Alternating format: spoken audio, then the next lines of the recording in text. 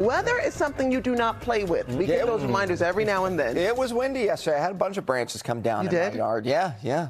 Yeah, my little dog was eating. I said, Biscuit, put the stick down. See? Put the stick down. It's one of those things, so you'd rather take down the leaves and the the trees yourself rather than Mother Nature, because it's always more expensive and a headache to do it when Mother Nature brings it down. So we're talking about the winds yesterday. They're still gusty today, just not as strong. Yesterday's gusts were right around 58 to 60 miles an hour at Logan Airport, and even in Worcester, too, beyond 55 miles an hour. This, by the way, was also didn't just do damage across some of the region with trees and power lines, but also did a number at the airports as well with cancellations and delays. And we'll talk more about that in your travel forecast coming up in the next 10 to 15 minutes. But what's causing the wind? It's this area of low pressure. Though it's departing, it's still close enough and actually quite strong and stout, too, that brings in those gusty winds from the west. In fact, the tap or the fetch goes all the way back across portions of Canada, which drags in that cold air, creating some lake effect snow bands across Lake Erie and Lake Ontario, and some of that perhaps even into the Berkshires, too. Otherwise, it's just very cold and blustery, not only today, but into tomorrow alike.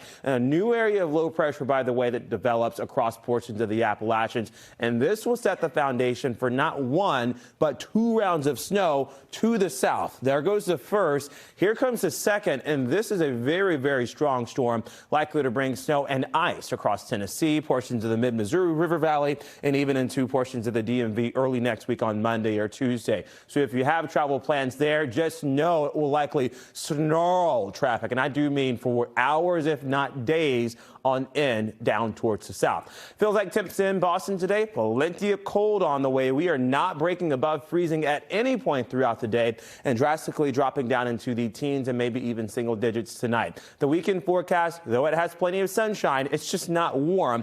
Gusty tomorrow up to about 30 miles an hour, so not 50 or 60 like today and yesterday. Tomorrow night, wind chills do drop down into the single digits, specifically, I think, across central Massachusetts, throughout Metro West, into Norwood and Sharon alike. And then on Sunday, it's a breezy day and cold day, just not as breezy as Saturday. So slow improvement each day, with wind chill temperatures also improving in the opposite direction, going down. So in the 10-day forecast, plenty of sunshine and plenty of dry air, and a lot of cold too, just not a lot of precipitation, rain nor snow. Monday's system will be down towards the south into New Jersey and perhaps even the New York City region.